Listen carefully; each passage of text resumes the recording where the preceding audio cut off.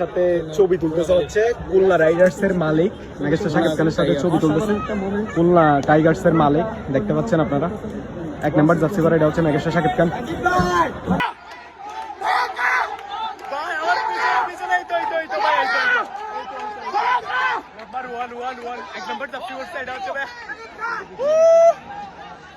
সামনে হচ্ছে দেখতে পাচ্ছেন।